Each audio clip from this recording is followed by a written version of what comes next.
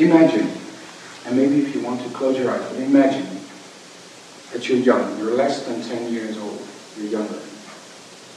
And you have all these dreams about how your future is going to look like. You're dreaming about a fast car maybe, a lot of money, a big house, a swimming pool, a hunk or a babe lying next to your side. And you have all these dreams. And while you're dreaming these dreams, you think, yeah, absolutely, all this is achievable, and I'm going for it. And even though I don't know sure what I want to be or want to do in my life, I'm sure that I will have and do and be everything that I'm dreaming of. And then, of course, like any other person, puberty kicks in. So what happens at puberty? At least in my experience, I was rebellious. I put up one middle finger and I thought, well, why not two? So I put up two middle fingers and I thought, well, screw the world. I'm doing it my way. I'm really doing it my way. And I couldn't care less about the future. Live today, care tomorrow. But as you might know, I read this once in a pub in Ireland. There was a huge sign, and on the sign it says, tomorrow free beer. And at that time I was still drinking, so I thought, tomorrow free beer, yes, amazing. So the next day I came to the pub and I went to the bartender and I said, well, give me my free beer. He said, why should I give you free beer? I said, well, because of the sign. He said, well, you have to go outside, look at the sign again. And the sign didn't change, it said, tomorrow free beer. I get it. Tomorrow never comes. Tomorrow never comes. Tomorrow doesn't exist. I've been talking to some people about Eckhart Tolle, and he says, there's no tomorrow. There's only the now. The now is infinite. But yeah, I was a or I was a teenager, and I was in puberty, and I said, live today, care tomorrow. And then I hit my 20s. And I have to say, I didn't graduate before my 20s. I dropped out of high school because I thought I don't need a diploma. I don't need a certificate that states what I can and cannot do. And I'm not going even to university. Why should I care? I was still rebellious. And I thought, all right, I'm just going to work. So I worked for a few years. And I had some jobs here, I had some jobs there. And it was nice, really nice. I made an income. But then one Saturday morning, a morning I will never forget, it was August 16th, 2002. And the night before, it was a Friday, the night before I had a couple drinks with my friends, and I went back home, and I ended up home alone. My parents were on a holiday, I was still living at home, and I was drunk as hell. So I went to bed, and the next morning, Saturday morning, I opened up my eyes, and my world was black. And I thought, ooh, this is not good. I drank one too many. So let's go back to sleep. So I turned around, and I closed my eyes again, and I went back to sleep. And a couple hours later, I woke up again.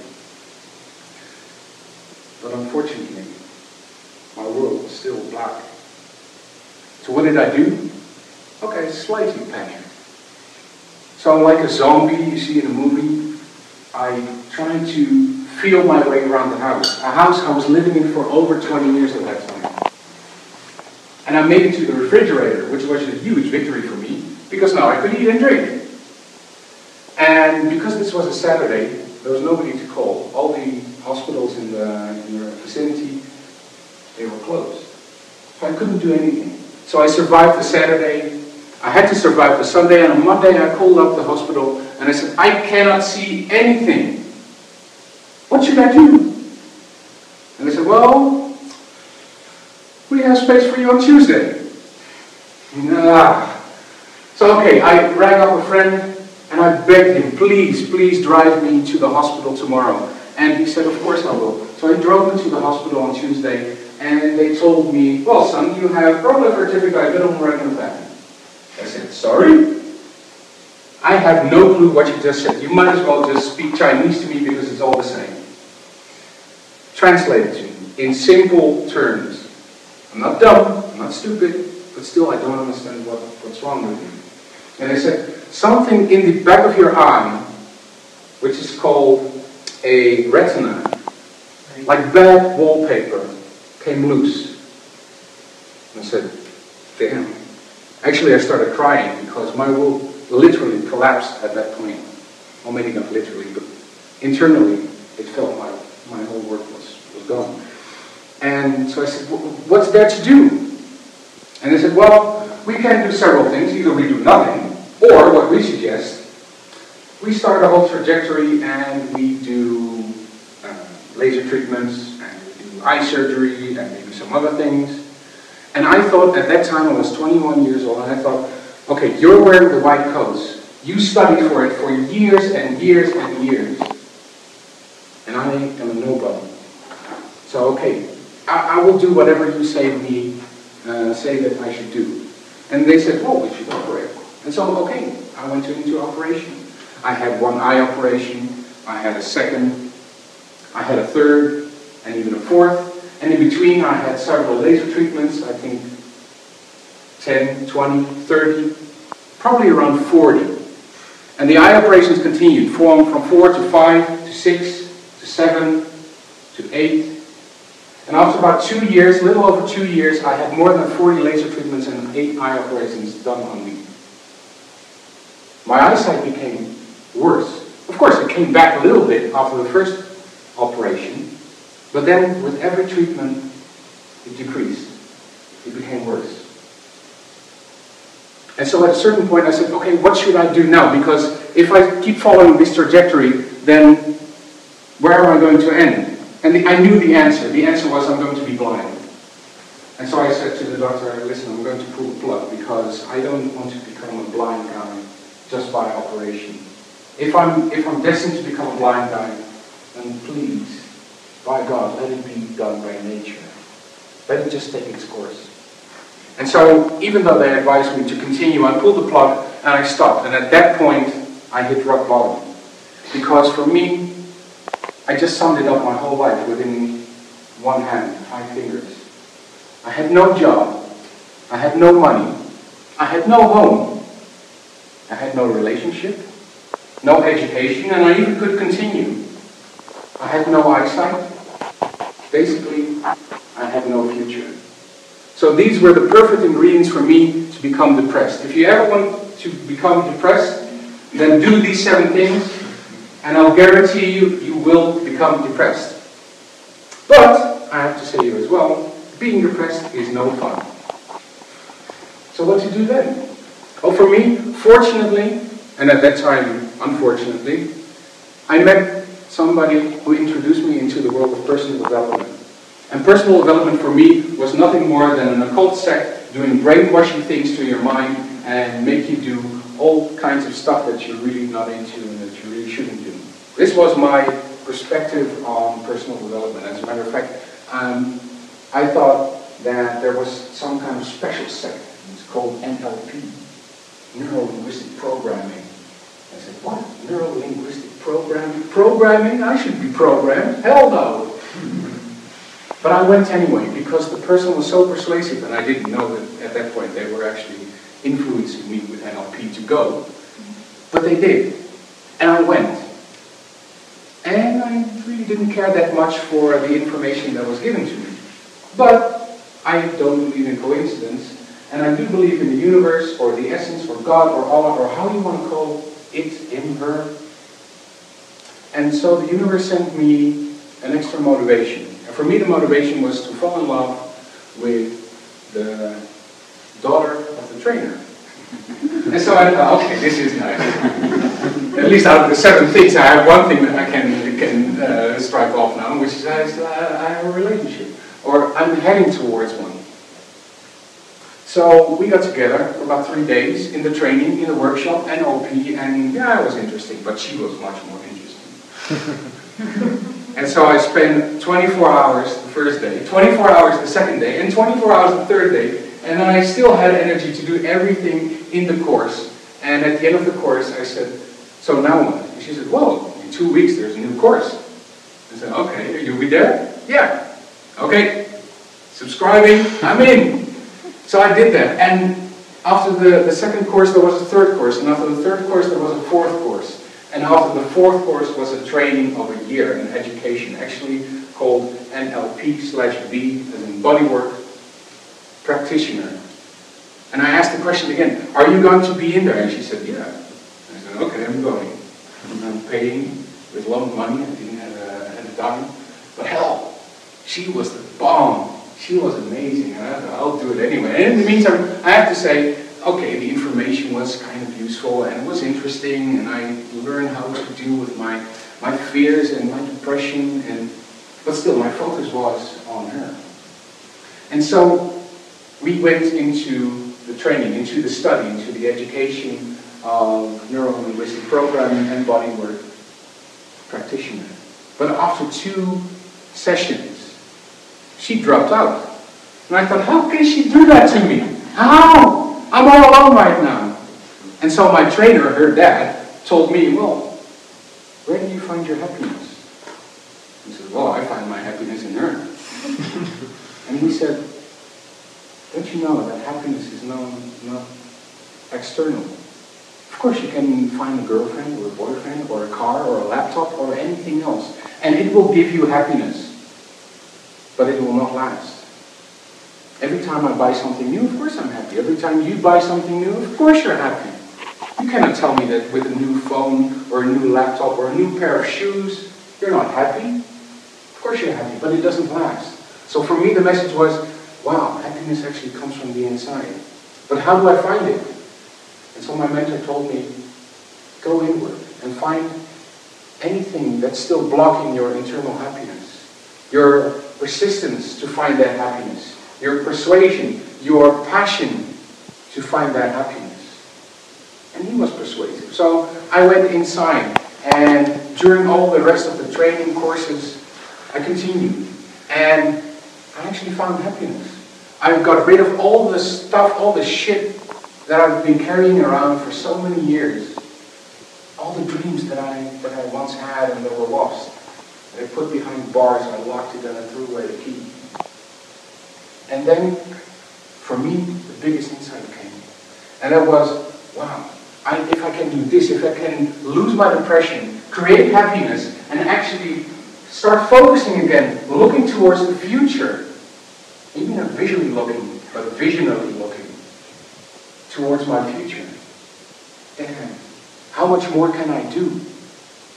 And so I started finding out. I started continuing doing all these trainings because I knew that this was actually my path to start learning and discovering my vision. What it was. Where's my purpose? Where's my passion? What is my passion? Do I have it in any way? And so I went in this internal search. Soul searching, some people call it. And I found it. For me, I found it. I found that personal development gave me so much strength, so much power, so much energy, so much persistence and perseverance that I started believing that I could do anything. I have to tell you, in the meantime, my life still continued. And it went slowly but surely in a decreasing order. Because my eyesight was still bad. I needed to cope with dealing with hardly any eyesight, which meant that I had to be in an institution in which they teach you on how to deal with your bad eyesight for a year and a half. And then I started, what can I do? Well, maybe I can do study. So I tried to study, I failed. I tried another study afterwards. In the meantime, I had more eye surgery and laser eye treatment. But still, I kept my focus and my vision upon the outcome, upon where I wanted to be. And so, in 2008, I was in the 3rd year of my new study, which was Human Resources Management. It's an interesting and nice study. If anybody wants to take it up, sure, I can advise it to you. You'll learn a lot of things, especially on psychology and coaching, some presentation skills as well. But in the 3rd year, I heard from my doctor that, well, Robert, your eyesight is messed up, but your kidneys are going to fail as well. And it won't take you long.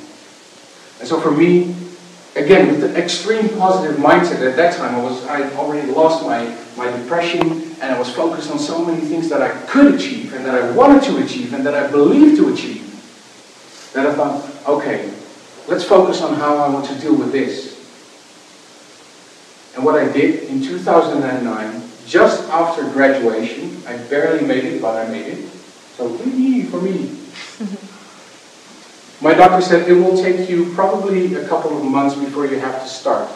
So right now you have to have the first surgery treatment in which they connect an artery to a vein so that they can stick needles in your arm, which will draw blood out of you, and it will clean them, and it will draw blood back into you through another needle. And by that time, I have to mention you, I calculated it somewhere down the line, I was still a diabetic, which was the root cause of everything. I had more than 30,000 needles in my body already. And so I thought, 2 more every other day. Being stuck on a machine. Now imagine that you're stuck on a machine or on a wall. You cannot go anywhere. The only thing that you can do is this. So you're stuck. So what do? For me, in the months that were still laying ahead of me, and I had the freedom, not being stuck, I chose to do the ultimate thing that gave me the ultimate freedom. And for me, that was walking the pilgrimage to Spain, to Santiago de Compostela. And I thought, I can choose whether or not I want to go right, I want to go left, or I want to go straight ahead, or I just want to stand. Or maybe even just want to go back. I can choose any direction that I want. So for me, that was ultimate freedom. And I chose to do that. I wasn't prepared because I didn't have the time. So I just put my backpack and I threw everything in it, including my laptop, including my anti-allergy foods, including pants, shoes, shirts, anything that you can imagine. And I ended up with 25 kilos in my backpack, which was way too much. But I did it anyway. I started believing that I could do it. And as a matter of fact, I was the only one that believed I could do it. Literally, everybody in my friends and family circle had their doubts, or even discouraged me, or told me, don't do it, you will fail guaranteed. Please don't do it. You will bring yourself into danger and into risk, and you will bring more problems upon yourself than it will bring you happiness or joy or freedom. And sometimes we listen to those voices, don't we? Right? We listen to other people and we think, oh, but what he or she is saying, that's actually true. That person knows me better than I know myself better. And sometimes we just keep those voices away. And we think, well, you know, that might be nice. But I think I believe in my gut feeling, in my heart, in my head, especially if all those are connected, in my soul even, that I can do it. And I believe that I could do it. I overestimated myself, but hey, I still believed it. And so I went. On August 16, 2009, which was no coincidence if I take a look at it back, because it was the same day my eyesight 8 years before that, or 7 years before that, just went out. I took my first steps. And I calculated as well. I actually looked it up on Google, and it's 1.5 million steps. 1.5 million steps from beginning to ending if you do the Camino Frances, which is about 800 kilometers. And the first day, I had 8 kilometers on the Pyrenees, only upwards. And it took me all day to get above, to get on top. But when I reached it, I had 2 thoughts. My first thought was, oh man, I made it. I'm happy that I made it. I was relieved. My second thought was, oh shit, I did just 1% of the whole fucking journey. I cannot do the rest. But I went on anyway. I had my doubts, I had my obstacles, I had my fears, but I went on anyway. And so I did it. I went the second day for 16K. I went the third day for 25K. And I kept on walking. And I went for 500 kilometers. Out of the 800K journey, I went for 500K with something that's called tendinitis.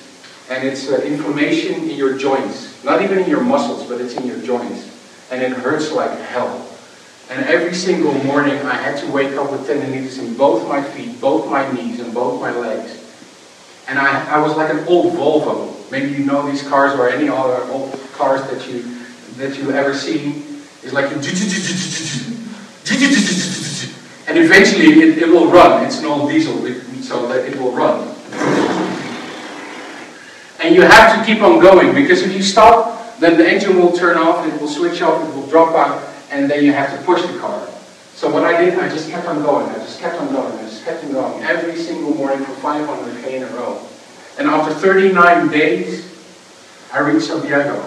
And this was the hugest victory ever that I had. I was so relieved, I was so emotional at that point that I actually started crying when I entered and reached the cathedral.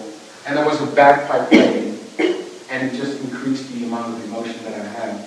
And from that point on, I knew, I was convinced that I could do anything and everything that I set my mind on. I had more difficulties. I had more challenges. I had kidney failure, of course. I had dialysis. I've been in a coma. I had a transplantation 2 years ago, and I still have the scars on me to show it. But my point is this. My point is that if you believe that you can do it, if you truly believe that you can do it, you can do anything. If you can believe that you're an amazing and awesome and incredible trainer, speaker, coach, author, educator, teacher, you will be. You can do anything that you put your mind into. This is a quote, by the way, from Back to the Future. This is interesting. But you can do anything that you put your mind into. So what I want to leave you with is not just a sad story about me. This is not a story about me. This is your story as well. Because for all the obstacles that you had in your life, take a look at where you're now. If you take a look back on where you came from and where you are right now, man, you should be proud of yourself. You should pat yourself on the back. You should say, I fucking rule. I'm awesome. And if nobody ever says that to you, or nobody has said that to you, you should go and look into a mirror and say, I'm fucking awesome. I fucking rule. Be about the fucking if you want to. But you do. You can do anything that you want to. So I'm leaving you with this. It's a quote by Henry Ford. And he said, whether you think you can, or you think you cannot, you're right. Thank you very much.